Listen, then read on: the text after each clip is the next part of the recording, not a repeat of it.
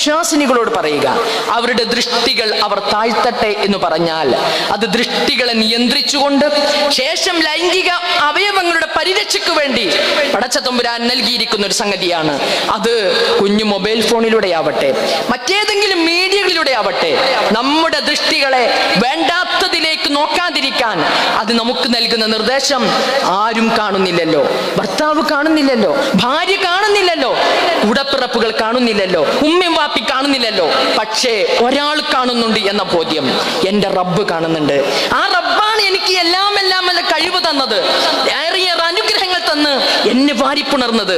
ആ റബ്ബിലേക്കാണ് എൻ്റെ മരണത്തോടെ ഞാൻ തിരിച്ചു ചെല്ലുന്നത്.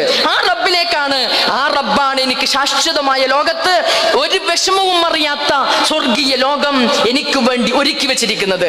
ആ റബ്ബിനെ കുറിച്ചുള്ള ചിന്തയാണ് നമുക്കിതിലൂടെ ഉണ്ടാക്കി തരുന്നത്. മനുഷ്യനോളം പഴക്കമുള്ള ഒന്നാണ് സ്ത്രീ പുരുഷ ബന്ധങ്ങളെ കുറിച്ചുള്ള ചർച്ച എന്നത്. വിശുദ്ധ ഗ്രന്ഥങ്ങളിലൂടെയും ചരിത്ര താളുകളിലൂടെയും കടന്നുപോയാൽ നമുക്ക് ബോധ്യമാവുന്ന ഒരു വസ്തുതയാണ്.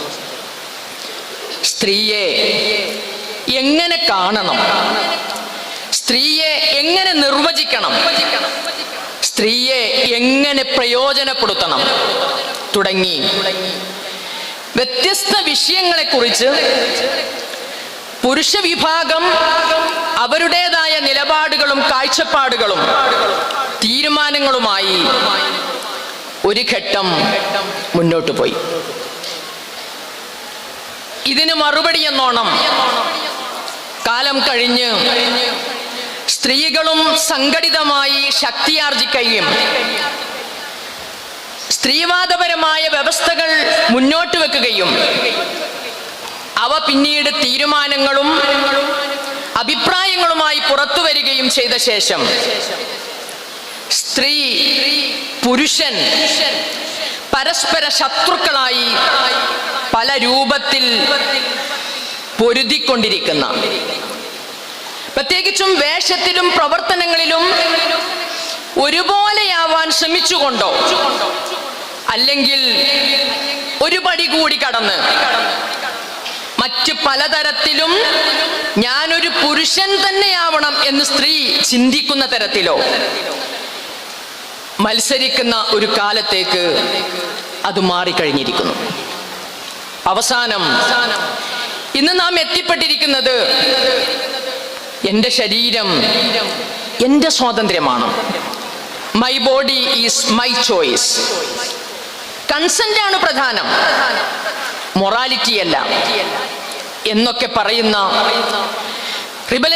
ലിബറലിസത്തിന്റെയും മോഡേണിസത്തിന്റെയും പ്രതിധ്വനികൾ കേൾക്കേണ്ടി വരുന്ന, അതൊരു ജ്വരമായി പ്രസരിച്ചു കൊണ്ടിരിക്കുന്ന കാലത്താണ് പ്രിയമുള്ളവരെ.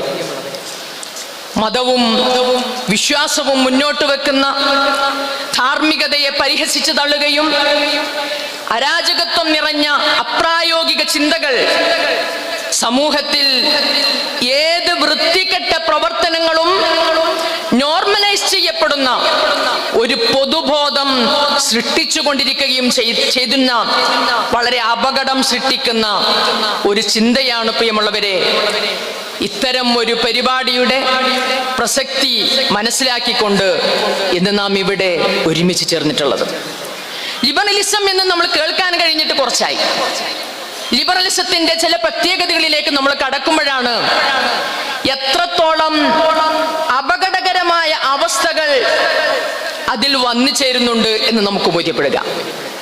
സ്ത്രീക്ക് സുരക്ഷിതത്വം നൽകുന്നു എന്ന വ്യാജേന സുരക്ഷിതത്വം നൽകാതിരിക്കുന്നു എന്ന് മാത്രമല്ല, സ്ത്രീയെ പുരുഷന് ചൂഷണം ചെയ്യാൻ, പ്രത്യേകിച്ചും ശാരീരിക ചൂഷണത്തിന് അവസരം ഒരുക്കുന്നു എന്നാണ് ലിബറൽ ഇടങ്ങളെ വിശദീകരിക്കുന്ന സമയത്ത്, പഠിക്കുന്ന സമയത്ത് നമുക്ക് കാണാൻ കഴിയുക. പ്രിയമുള്ള സഹോദരിമാരെ, സുഹൃത്തുക്കളെ, ഒരുപക്ഷെ അവരറിഞ്ഞായിരിക്കാം, അല്ലെങ്കിൽ അറിയാതെയായിരിക്കാം.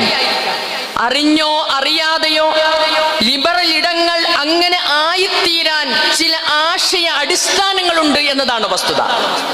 സ്ത്രീ പുരുഷൻ എന്നിങ്ങനെ രണ്ട് അസ്തിത്വമുണ്ട് എന്ന് അംഗീകരിക്കാതിരിക്കുക എന്നതാണ് ആ ആശയാടിസ്ഥാനം എന്ന് പറയുന്നത്. സ്ത്രീ പുരുഷൻ എന്നിങ്ങനെ വേറിട്ട അസ്തിത്വങ്ങളുണ്ട് എന്ന് അംഗീകരിക്കാതിരിക്കുക.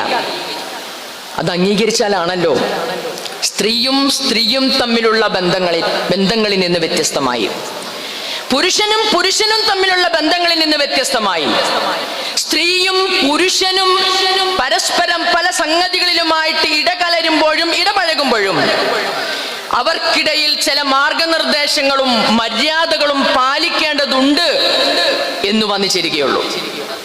ഇതാണ് ലിബറലിസത്തിന്റെ പ്രധാനപ്പെട്ട ഒരു അപകടകരമായ അവസ്ഥ എന്ന് പറയുന്നത്. എന്നാൽ അങ്ങനെയൊക്കെ പോകുമ്പോഴും പ്രശ്നങ്ങൾ ഉണ്ടാവുന്ന സമയത്ത് സ്ത്രീകൾ ചൂഷണം ചെയ്യപ്പെടുന്നു എന്ന് പറയും ചെയ്യും. അതിലപ്പുറം മറ്റു നിലക്ക് അതിനവർ അംഗീകരിക്കാതെ ഒരുപോലെ പോവണം എന്നവർ വാദിക്കുകയും ചെയ്യും. പ്രിയമുള്ളവരെ, സ്ത്രീയും പുരുഷനും തമ്മിൽ ഒരുപാട് പൊരുത്തങ്ങളുണ്ട് എന്നിരിക്കെ തന്നെ വേറിട്ട ഒരുപാട് വ്യത്യസ്തതകളുള്ള പരസ്പര ബന്ധവും ആകർഷണീയതയുമുള്ള എന്നാൽ രണ്ടായിട്ടുള്ള അസ്തിത്വങ്ങളാണ് എന്ന് നമ്മൾ എന്നെന്നും തിരിച്ചറിയേണ്ടതുണ്ട്.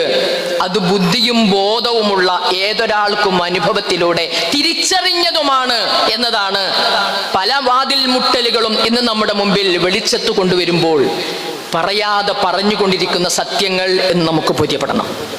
അതോടൊപ്പം സ്ത്രീക്കും പുരുഷനും ചില ആകർഷണീയതകളുണ്ട്. അത് സൈക്കോളജിക്കലി ഒരു ഫാക്റ്റാണ്. അതിനെ ഒരു ചട്ടക്കൂടിനുള്ളിൽ, ഈ പറയുന്ന ഫാക്റ്റിനെ ഒരു ചട്ടക്കൂടിനുള്ളിൽ നിയന്ത്രിച്ച് നിർത്തിയിട്ടില്ലെങ്കിൽ സ്ത്രീകൾ ചൂഷണം ചെയ്യപ്പെടാനുള്ള സാധ്യത ഏറെയാണ് എന്ന് നമുക്ക് മറച്ചു വെക്കാൻ സാധ്യമല്ല.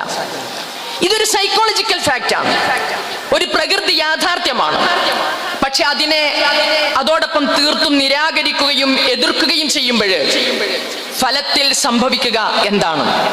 ഒരിടത്തെ സ്ത്രീ വിരുദ്ധമാക്കി തീർക്കുകയും അവരെ ചൂഷണം ചെയ്യാനുള്ള അവസരങ്ങൾ ഒരുക്കുകയുമാണ് ലിബറിസ്റ്റ് കാഴ്ചപ്പാടിലൂടെ വന്നു ചേരുന്നത് എന്ന് ആ ഒരു മേഖലയിലൂടെയാണ് എന്റെ സ്വാതന്ത്ര്യം, എനിക്ക് സന്തോഷം നൽകുന്നത്, എനിക്കതാണ് സുഖം, എനിക്കതാണ് നല്ലത് എന്ന് ചിന്തിക്കുന്ന ആരെങ്കിലും ഉണ്ടെങ്കിൽ ഈ ഒരു ഘട്ടത്തിൽ നമ്മെ ബോധ്യപ്പെടുത്തുകയാണ് പ്രിയമുള്ളവരെ നമ്മുടെ സാഹചര്യം എന്ന് പറയുന്നത്. സ്ത്രീയും പുരുഷനും തമ്മിലുള്ള ഇടപെടലുകളിൽ ചില മര്യാദകൾ നമ്മൾ പാലിക്കേണ്ടതുണ്ട്. അപ്പോൾ മാത്രമേ തൊഴിലിടങ്ങളാവട്ടെ, അവരുടെ കുടുംബ ഇടങ്ങളിലാവട്ടെ, അവരുടെ സാമൂഹ്യ ഇടപാടുകളിലാവട്ടെ അവ വിമൺ ഫ്രണ്ട്ലി ആക്കി മാറ്റാൻ നമുക്ക് സാധ്യമാവുകയുള്ളൂ. വിമൺ ഫ്രണ്ട്ലി എന്ന് ബോർഡുകളിൽ എഴുതി വെച്ചിട്ട് കാര്യമില്ല. ആ മര്യാദകൾ എന്ത് എന്ന് ഇത്തരത്തിൽ വ്യത്യസ്ത പ്രകൃതമുള്ള എന്നാൽ പരസ്പരം ആകർഷണീയതയുള്ള ആ ആകർഷണീയത തന്നെ ഏറ്റവും നല്ല ഇണകളായി, ഏറ്റവും നല്ല കുടുംബമായി, ഈ ജീവിതം അവസാനിക്കുന്നത് വരെയും ശാശ്വതമായ ഒരു ലോകമുണ്ട്. ആ ലോകത്ത് സന്തോഷത്തോടെ കുടുംബമായി ഇണകളായി ഒത്തുചേരാനും മനുഷ്യന് സാധ്യമാവുന്ന തരത്തിൽ സൃഷ്ടാവ് നൽകിയിട്ടുള്ള പരസ്പര ആകർഷണീയതകളാണ്. പക്ഷെ ആ ആകർഷണീയതയെ നമുക്ക് തന്നെ വെല്ലുവിളിയായിട്ട്, നമുക്ക് തന്നെ നമ്മുടെ ജീവിതം നശിപ്പിക്കാനുള്ള ഒന്നായി മനുഷ്യർ ഉപയോഗപ്പെടുത്തുമ്പോഴാണ് അവിടെ ഇസ്ലാം അതിൻ്റെ ജീവിതത്തിൽ പാലിക്കേണ്ടുന്നതായ മര്യാദകളെ ജനങ്ങളുടെ മുമ്പിൽ തുറന്നു പറയാൻ പല സന്ദർഭങ്ങളും ഉപയോഗപ്പെടുത്തുന്നത് എന്ന് നമുക്ക് കാണാൻ സാധിക്കും. എന്നാൽ ആ തുറന്നു പറച്ചിലുകളെയാണ്, അല്ലെങ്കിൽ അത്തരത്തിലുള്ള നിയമങ്ങളെയാണ് 7-ാം നൂറ്റാണ്ടിലെ കിസ്സ പറയലായിക്കൊണ്ട് ഭൗതികവാദികൾ പരിഹസിച്ചുകൊണ്ടിരിക്കുന്നത് എന്ന് നമുക്ക് കാണാൻ സാധിക്കും. പ്രിയമുള്ളവരെ, ലിബറലിസത്തിന്റെ മറ്റൊരു പരിമിതി എന്ന് പറയുന്നത് സ്വതന്ത്ര വ്യക്തിവാദമാണ്. നമുക്കറിയാം അത്. ഈ സ്വതന്ത്ര വ്യക്തിവാദത്തിലൂടെ എന്താണ് ഉദ്ദേശിക്കുന്നതെന്ന് ചിലപ്പോൾ നമ്മൾ അത്ഭുതപ്പെട്ടു പോകും. ഒരു മനുഷ്യനും ഒരിക്കലും തന്നെ എല്ലാ കാര്യങ്ങളിലും അവൻ മാത്രം മതി എന്നുള്ള തരത്തിൽ ഒരിക്കലും സാധ്യമല്ല. പലപ്പോഴും അവിടെ സംഭവിക്കുക എന്താണ്?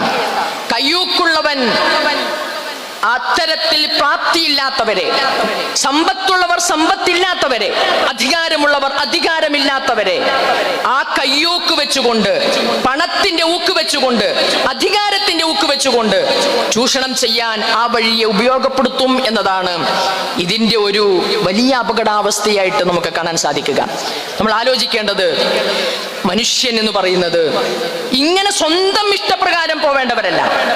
അവരുടെ ജീവിതത്തിന് ഇസ്ലാമികമായ ജീവിത ദർശനം മനുഷ്യരെ പഠിപ്പിക്കുന്നത് ചില നിയമങ്ങളും വ്യവസ്ഥകളും വെച്ചുകൊണ്ട്, ആ നിയമങ്ങളും വ്യവസ്ഥകളും സൃഷ്ടിച്ച സൃഷ്ടാവ്, അവന്റെ സൃഷ്ടികളെ കുറിച്ച് അറിയാവുന്ന, സ്ത്രീ പ്രകൃതം അറിയുന്ന, പുരുഷ പ്രകൃതം അറിയുന്ന സൃഷ്ടാവ് അവരുടെ ജീവിതം രണ്ടു കൂട്ടരും ഒരുമിച്ച് നിന്ന് ഏറെ സന്തോഷവും സമാധാനവും ഈ സമൂഹത്തിൽ ലിബറലിസ്റ്റ് ആശയത്തിന്റെ ആളുകൾ ആഗ്രഹിക്കുന്നത് പോലെ ഏത് പാതിരാത്രിയിലും എവിടെയും ഞങ്ങൾക്ക് നടന്നു പോവാൻ സാധ്യമാവുന്ന തരത്തിലേക്ക് മനുഷ്യ മനസ്സിനെ സംസ്കരിച്ചെടുക്കുവാൻ, ഞാൻ ഇവിടെ ഒരു സംഗതി എനിക്ക് വേണ്ടി ചെയ്താൽ ഇവിടെ എനിക്ക് പണം കൊടുത്ത് അധികാരം ഉപയോഗിച്ച് എനിക്ക് രക്ഷപ്പെടാൻ സാധിക്കുമെങ്കിൽ, പണം കൊണ്ടോ അധികാരം കൊണ്ടോ എന്റെ സ്ഥാനമാനങ്ങൾ കൊണ്ടോ രക്ഷപ്പെടാൻ കഴിയാത്ത ഒരു നാളിലേക്ക് എന്റെ നാഥന്റെ, എന്റെ സൃഷ്ടാവിന്റെ അടുക്കലേക്ക് കടന്നു പോവേണ്ടവനാണ് ഞാൻ, കടന്നു പോവേണ്ടവളാണ് ഞാൻ എന്ന ഒരു ബോധ്യം മനുഷ്യനുണ്ടാവുമ്പോഴേ, പ്രിയമുള്ളവരെ, ഏത് സാഹചര്യത്തിലുമുള്ള ഏതൊരു സ്ത്രീക്കും ഈ അർത്ഥത്തിലുള്ള സുരക്ഷിതത്വത്തോടു കൂടി ഏത് സമയത്തും അവരുടെ ഇടങ്ങളിൽ നിന്ന് ഇറങ്ങി പുറപ്പെടാൻ അവർക്ക് സാധ്യമാവുകയുള്ളൂ. അവിടെയാണ് ഈ ഒരു വിഷയത്തിന്റെ ഗൗരവം നമുക്ക് മനസ്സിലാക്കാൻ സാധിക്കുക. ഇസ്ലാമിന്റെ നിയമങ്ങൾ വിലയിരുത്തുന്ന സമയത്ത് ചിലരെങ്കിലും അതിനെ തെറ്റിദ്ധരിച്ച് മനസ്സിലാക്കിയിരിക്കുന്നു. പ്രിയമുള്ളവരെ, നമ്മൾ ആലോചിക്കേണ്ടത്, ഇത്തരത്തിൽ അത് സ്ത്രീയുടെ ജീവിതം കുടുസാക്കുന്നു എന്ന ചില തെറ്റിദ്ധാരണ ചില വർഷങ്ങളെങ്കിലും പറയുന്ന സമയത്ത് ചിലരില്ലെങ്കിലും വന്നു ചേർന്നിട്ടുണ്ട്. മറിച്ച് അത് സ്ത്രീയുടെ ജീവിതത്തെ കുടുസാക്കുകയല്ല ചെയ്തിരിക്കുന്നത്. പൊതു ഇടങ്ങളിലടക്കം സ്ത്രീക്ക് പ്രവർത്തിക്കാൻ സൗകര്യമൊരുക്കുകയും, സ്ത്രീ പുരുഷന്മാർ ഒരുമിച്ച് ഇടപഴകി പ്രവർത്തിക്കുന്ന ഇടങ്ങളിലൊന്നും ഒരൊറ്റ സ്ത്രീയും ചൂഷണം ചെയ്യപ്പെടാതെ അവൾക്ക് അന്തസ്സോടെ അഭിമാനത്തോടെ പ്രവർത്തിക്കാൻ വിമൻ ഫ്രണ്ട്ലിയായ ഇടങ്ങൾ സൃഷ്ടിക്കുക എന്നതാണ് സ്ത്രീക്ക് വേണ്ടി, അതേപോലെ തന്നെ പുരുഷന് വേണ്ടിയും സദാചാര ധാർമ്മിക മേഖലകളിൽ അവർക്ക് സൂക്ഷ്മത പുലർത്താൻ പറ്റുന്ന തരത്തിൽ അവരുടെ നോട്ടത്തിലാവട്ടെ, അവരുടെ സംസാര രീതിയിലാവട്ടെ, അവർ ഇടപഴകുന്നതിലാവട്ടെ, അവർ കണ്ടുകൊണ്ടിരിക്കുന്നതിലാവട്ടെ, അവർ കേട്ടുകൊണ്ടിരിക്കുന്നതിലാവട്ടെ, നിയന്ത്രണങ്ങൾ വെച്ചുകൊണ്ട് ദൈവം തമ്പുരാൻ, പടച്ച തമ്പുരാൻ നമുക്ക് നിർദ്ദേശങ്ങൾ തന്നിരിക്കുന്നത് നമുക്ക് വേണ്ടിയാണ്. നമ്മെ നമ്മളാക്കാൻ, നാം ഉദ്ദേശിക്കുന്ന ഉയരങ്ങളിലേക്ക് നമുക്ക് എത്താൻ ഉള്ള മാർഗദർശനമായി കൊണ്ടാണ്. പ്രിയമുള്ളവരെ, സ്ത്രീയെ അടിച്ചമർത്തുന്ന, അവളെ കേവലം ലൈംഗിക ഉപകരണമായി കാണുന്ന, അവൾക്ക് സ്വാതന്ത്ര്യത്തിന്റെ ശുദ്ധവായു അനുവദിക്കാത്ത മതമേധാവിത്വത്തെ തകർത്തു എന്ന് സ്വയം മേനി നടിക്കുന്നവരാണ് മതരഹിത, മതവിരുദ്ധ, പരിഷ്കൃത സമൂഹം എന്ന് നമുക്ക് കാണാതിരിക്കാൻ വയ്യ. എന്നാൽ ഇത്തരം പതിതാവസ്ഥയിൽ നിന്ന് സ്ത്രീയെ മോചിപ്പിച്ച വ്യക്തിയാണ് പ്രവാചകൻ മുഹമ്മദ് നബി സല്ലല്ലാഹു അലൈഹി വസല്ലം. പ്രവാചകൻ മുഹമ്മദ് നബി തിരുമേനി ഭൗതികവാദികൾ സ്ഥിരം പഴിക്കാറുള്ള 7-ാം നൂറ്റാണ്ടിൽ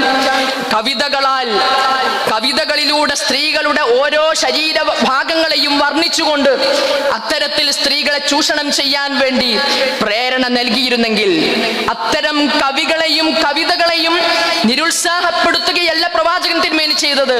അത്തരം കവിതകളെ മറ്റൊരു കവിതയാക്കി മാറ്റുന്നതിന്, അത്തരം കവികളെ, അവരുടെ കഴിവിനെ ഈ സ്ത്രീക്കും ഈ പുരുഷനും ഈ സമൂഹത്തിനും ഉപകരിക്കുന്ന തരത്തിലേക്ക് മാറ്റുകയാണ് ചെയ്തതെന്ന് പറയുമ്പോൾ, ഇന്ന് സമൂഹത്തിലെ മനുഷ്യരിൽ തന്നെ ഏറ്റവും വലിയൊരു മേഖലയായി മാറിയ സിനിമാ മേഖല, അത് ഒഴിവാക്കുകയല്ല ചെയ്യേണ്ടത്.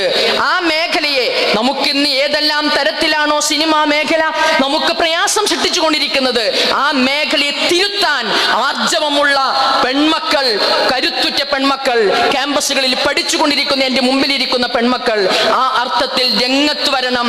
പുതിയ തരത്തിൽ തരത്തിലുള്ള ഒരു സിനിമ, സമൂഹത്തിന്റെ പ്രയാസം സൃഷ്ടിക്കുന്ന മേഖലകളെ തുറന്നു കാണിക്കുന്ന സിനിമകൾ കാണിച്ചു കൊടുക്കാൻ, അത് നിർമ്മിച്ചു കൊടുക്കാൻ സാധിക്കുന്നവരാവണം പുതുതലമുറ എന്നാണ് എനിക്ക് ഈ സമയത്ത് പറയാനുള്ളത്. ലോകത്തിലെ ഏറ്റവും ജനകീയമായ ഒരു കലയാണ് ഈ സിനിമ എന്ന് പറയുന്നത്. പക്ഷെ ഇന്ന് സമൂഹത്തിലേക്ക് ഇത് പ്രസരിപ്പിക്കുന്ന മൂല്യങ്ങൾ എന്താണ് എന്ന് നമ്മൾ ആലോചിക്കുമ്പോഴാണ് പ്രിയമുള്ളവരെ, ഇതിനെ തിരുത്തേണ്ടുന്ന ഘട്ടം വന്നിട്ടില്ലെങ്കിൽ എത്രമാത്രം അപകടങ്ങളാണ് ഇത് സൃഷ്ടിച്ചുകൊണ്ടിരിക്കുന്നത് എന്ന് നമുക്ക് ബോധ്യമാവുക. മദ്യം, മയക്കുമരുന്ന് ഉപയോഗ വ്യാപനത്തിന് ഞാൻ പറയുന്നില്ല, നിങ്ങൾ ചിന്തിച്ചു നോക്കിയാൽ മതി. സിനിമ കാരണമാവുന്നുണ്ടോ ഇല്ലേ? ഗുണ്ടാ സ്റ്റൈൽ ആക്രമണങ്ങൾ എവിടെ നിന്നാണ് നമ്മുടെ പുതുതലമുറ കണ്ടുപഠിക്കുന്നത്? ആലോചിച്ചാൽ മതി. കണ്ട സിനിമകളുണ്ടെങ്കിൽ മാതാപിതാക്കളെ കോടതി വരാന്തയിൽ വെച്ച് പുച്ഛിച്ച് തള്ളി കാമുകനോടൊപ്പം ഞാൻ പോകുന്നു എന്ന് പറയാൻ നമ്മുടെ മക്കൾക്ക് ധൈര്യം പകർന്നു കൊടുക്കുന്നതിൽ ഇത്തരം സിനിമകൾക്ക് പങ്കുണ്ടോ എന്ന് നമ്മൾ ചിന്തിക്കേണ്ടതുണ്ട്. പ്രണയം മുതൽ ഹരമാക്കി മാറ്റി ക്യാമ്പസുകളിൽ തന്നെ പോസ്റ്ററുകളും അജണ്ടകളും അവരെ സ്വാഗതം ചെയ്യുന്ന വെൽക്കം ബോർഡുകളും അത്തരത്തിലുള്ള പ്രണയം കൊണ്ട് ചുവപ്പിച്ച ഒരു പശ്ചാത്തലത്തിൽ നമ്മൾ ആലോചിക്കേണ്ടത്, ഇതിനാൽ അനുഭവിക്കുന്ന പൊല്ലാപ്പ്, കുടുംബത്തിന്റെ അസ്വസ്ഥതകൾ ഇതുകൊണ്ട് എത്രമാത്രം വന്നു ചേർന്നിരിക്കുന്നു എന്ന് നമ്മൾ ചിന്തിക്കേണ്ടതുണ്ട്. ഞാൻ ആ ഒരു വശം കൂടുതൽ പറയുകയില്ല. നമ്മൾ ആലോചിക്കേണ്ടത്, പ്രവാചകൻ തിരുമേനി സ്വല്ലല്ലാഹു അലൈഹി വസല്ലം അള്ളാഹുവിന്റെ കൽപ്പനയിൽ നിന്ന് നമുക്ക് ഈ അർത്ഥത്തിൽ നമ്മുടെ ജീവിതത്തെ ചിട്ടയോടുകൂടി മാറ്റിയാൽ നമുക്ക് കിട്ടുന്ന ഗുണങ്ങളെ കുറിച്ച് നമ്മെ പഠിപ്പിച്ചത്, പ്രിയമുള്ളവരെ, വിഷയാവതരണത്തിലൂടെയും മറ്റു സംസാരത്തിലൂടെയും നമുക്കത് വന്നു ചേരും. അത് കൃത്യതയോടെ ശ്രദ്ധിക്കുക മാത്രമല്ല, അത് തുടർന്നാൽ ജീവിതത്തിൽ ഉണ്ടാവുന്ന നേട്ടങ്ങളെ കുറിച്ച് വിലയിരുത്താൻ കൂടി ഈ ചർച്ചാ സംഗമം എൻ്റെ പ്രിയപ്പെട്ടവർക്ക് നമുക്ക് ഓരോരുത്തർക്കും ഉപകരിക്കണം എന്ന് ഈ ഒരു അവസരത്തിൽ ഞാൻ ഓർമ്മപ്പെടുത്തുകയാണ്. വ്യഭിചാരത്തിൽ ചെന്ന് അവസാനിക്കുന്ന ജീവിത രീതിയും ഹിജാബിനെ വിലമതിക്കുന്ന ജീവിത രീതിയും തമ്മിലുള്ള സംഘർഷമാണ് ഭൗതികവാദവും ഇസ്ലാമും തമ്മിലുള്ള സംഘർഷം എന്നൊരു വസ്തുത നമ്മൾ തിരിച്ചറിയുക. ഹിജാബ് എന്ന് പറയുന്നത് ഒരു മനുഷ്യന്റെ, ഒരു പുരുഷനെ അല്ലെങ്കിൽ ഏതോ അർത്ഥത്തിൽ സ്ത്രീയുടെ ശരീരാവയവങ്ങളിൽ നിന്ന് ഏതോ അർത്ഥത്തിൽ അവളെ ചൂഷണം ചെയ്യാൻ ഒരു പ്രേരണ നൽകുന്നതിൽ നിന്ന് അവർക്ക് കാവൽക്കാരനായിക്കൊണ്ട് നിർദ്ദേശിച്ചിരിക്കുന്ന വേഷവിധാനം, ഇതാണ് ഹിജാബ് കൊണ്ട് അർത്ഥമാക്കുന്നത്. ഈ ഹിജാബ് എന്നതൊരു വസ്ത്രത്തിന്റെ പേരല്ല, ഇതൊരു വസ്ത്രത്തിന്റെ പേരല്ല, വസ്ത്രം കൂടി ഉൾപ്പെടുന്ന ഒരു ജീവിത രീതിയുടെ പേരാണ്. വസ്ത്രം കൂടി ഉൾപ്പെടുന്ന ഒരു ജീവിത രീതിയുടെ പേരാണ്. അവിടെയാണ് സദാചാര ധാർമ്മിക മേഖലയിൽ പടച്ച തമ്പുരാൻ നമുക്ക് പഠിപ്പിച്ചു തന്ന തത്വങ്ങൾ നമ്മുടെ ജീവിതത്തിൽ പ്രാവർത്തികമാക്കുമ്പോൾ കിട്ടുന്ന ഒരു സന്തോഷം എന്ന് പറയുന്നത്. സ്ത്രീയുടെയും പുരുഷന്റെയും സദാചാര വിശുദ്ധിയാണ് പ്രിയമുള്ളവരെ ഇത്തരം ഹിജാബിലൂടെ അല്ലാഹു സുബ്ഹാനഹു വ തആല ഉദ്ദേശിച്ചിരിക്കുന്നത് എന്ന് നമുക്ക് ബോധ്യമാവും. ദൃഷ്ടികളെ നിയന്ത്രിക്കാനും ആണിനും പെണ്ണിനുമുള്ള നാഥന്റെ നിർദ്ദേശം നമുക്കറിയാം. ലൈംഗിക അവയവങ്ങളുടെ പരിരക്ഷ ഉറപ്പുവരുത്താനും രണ്ടുപേരോടുമുള്ള കൽപ്പനയാണ്. ഖുല്ലിൽ മുഅ്മിനീന യഗ്ദു മിൻ അബ്സ്വാരിഹിം വയഹ്ഫദു ഫുറൂജഹും ദാലിക അസ്കാ ലഹും. സുബ്ഹാനല്ലാഹ്, എന്ത് രസാണ് വിശ്വാസികളോട് പറയുക, അതേപോലെ വിശ്വാസിനികളോട് പറയുക, അവരുടെ ദൃഷ്ടികൾ അവർ താഴ്ത്തട്ടെ എന്ന് പറഞ്ഞാൽ അത് ദൃഷ്ടികളെ നിയന്ത്രിച്ചുകൊണ്ട് ശേഷം ലൈംഗിക അവയവങ്ങളുടെ പരിരക്ഷയ്ക്ക് വേണ്ടി പടച്ച തമ്പുരാൻ നൽകിയിരിക്കുന്ന ഒരു സംഗതിയാണ്. അത് കുഞ്ഞു മൊബൈൽ ഫോണിലൂടെ ആവട്ടെ, മറ്റേതെങ്കിലും മീഡിയകളിലൂടെ ആവട്ടെ, നമ്മുടെ ദൃഷ്ടികളെ വേണ്ടാത്തതിലേക്ക് നോക്കാതിരിക്കാൻ അത് നമുക്ക് നൽകുന്ന നിർദ്ദേശം ആരും കാണുന്നില്ലല്ലോ. ഭർത്താവ് കാണുന്നില്ലല്ലോ, ഭാര്യ കാണുന്നില്ലല്ലോ, കൂടപ്പിറപ്പുകൾ കാണുന്നില്ലല്ലോ, ഉമ്മയും വാപ്പി കാണുന്നില്ലല്ലോ. പക്ഷേ ഒരാൾ കാണുന്നുണ്ട് എന്ന ബോധ്യം എൻ്റെ റബ്ബ് കാണുന്നുണ്ട്. ആ റബ്ബാണ് എനിക്ക് എല്ലാം കഴിവ് തന്നത്, ഏറിയ അനുഗ്രഹങ്ങൾ തന്ന് എന്നെ വാരിപ്പുണർന്നത്. ആ റബ്ബിലേക്കാണ് എൻ്റെ മരണത്തോടെ ഞാൻ തിരിച്ചു ചെല്ലുന്നത്. ആ റബ്ബിലേക്കാണ്. ആ റബ്ബാണ് എനിക്ക് ശാശ്വതമായ ലോകത്ത് ഒരു വിഷമവും അറിയാത്ത സ്വർഗീയ ലോകം എനിക്ക് വേണ്ടി ഒരുക്കി വെച്ചിരിക്കുന്നത്. ആ റബ്ബിനെ കുറിച്ചുള്ള ചിന്തയാണ് നമുക്കിതിലൂടെ ഉണ്ടാക്കി തരുന്നത് പ്രിയമുള്ളവരെ. അതുകൊണ്ട് മനുഷ്യൻ ഇന്ന് അനുഭവിച്ചു കൊണ്ടിരിക്കുന്ന ഈ പ്രശ്നങ്ങളിൽ നിന്ന് പരിഹാരം കാണൂ എന്നിടത്താണ് നമുക്ക് ബോധ്യമാവുന്ന ഒരു വസ്തുത എന്ന് പറയുന്നത്. സ്ത്രീ ശരീരവും സൗന്ദര്യവും കൂടുതൽ കരുതലും പരിരക്ഷയും ആവശ്യപ്പെടുന്നതിനാലാണ് ആ ഒരു കാര്യം കൂടി പ്രത്യേകം അള്ളാഹു ഊന്നി പറഞ്ഞിരിക്കുന്നത്. വലാ യുബ്ദീന സീനതഹുന്ന ഇല്ലാ മാ ലഹറ മിൻഹാ. വിശദീകരിച്ച് പറയുന്നില്ല. അവിടെ നൽകുന്ന 3 പാഠങ്ങൾ മാത്രം സൂചിപ്പിക്കാം. സൗന്ദര്യ പ്രദർശനം നിങ്ങൾ ഒഴിവാക്കണം. മാറിടം മറക്കുന്ന കാര്യം പ്രത്യേകം ശ്രദ്ധിക്കണം. പുരുഷ ശ്രദ്ധ കവരും വിധം നിങ്ങളുടെ പാദയാഭരണങ്ങൾ നിങ്ങൾ ശബ്ദമുണ്ടാക്കുന്ന തരത്തിൽ ധരിച്ചുകൊണ്ട് നിങ്ങൾ നടക്കരുത് എന്ന 3 പാഠം ഈ ആയത്തിലൂടെ പടച്ചോൻ പറയുമ്പോൾ വേറെ വിശദീകരണത്തിലേക്കൊന്നും പോണ്ട. ജീവിത പശ്ചാത്തലത്തോടെ മാത്രം നമ്മൾ കടന്നു പോയാൽ മതി. സംസാരത്തിലും വേണം ഹിജാബിന്റെ സംസ്കാരം എന്ന് പഠിപ്പിച്ചിരിക്കുന്നു. ഫലാ തഖ്ലൈന ബിൽ ഖൗലി ഫയത്മഉ അല്ലദീ ഫീ ഖൽബിഹി മറദുൻ വഖുൽന ഖൗലൻ മഅറൂഫ. എന്ത് രസാ! അത് വെറും നേരിട്ടുള്ള സംസാരമാണോ? ഇന്ന് നേരിട്ടുള്ള സംസാരമല്ലല്ലോ പ്രശ്നം ഉണ്ടാക്കുന്നത്.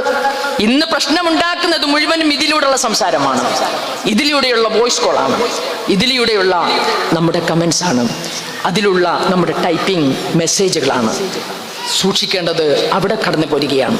ഞാൻ നീട്ടി സംസാരിക്കുന്നില്ല. സ്വയം തിരിച്ചറിയുന്ന, തൻ്റെ ശരീരവും സൗന്ദര്യവും പരിരക്ഷിക്കുക എന്ന് പറയുന്നത് തൻ്റെ അവകാശമാണ് എന്ന ബോധ്യമാണ് പ്രിയമുള്ളവരെ നമ്മുടെ ഹിജാബിലൂടെ നമുക്ക് നൽകുന്നത്. അതൊരു വേഷം മാത്രമായി നിങ്ങൾ കാണരുത്. പ്രിയമുള്ളവരെ, സവർണ ജാതി വ്യവസ്ഥയാണ്.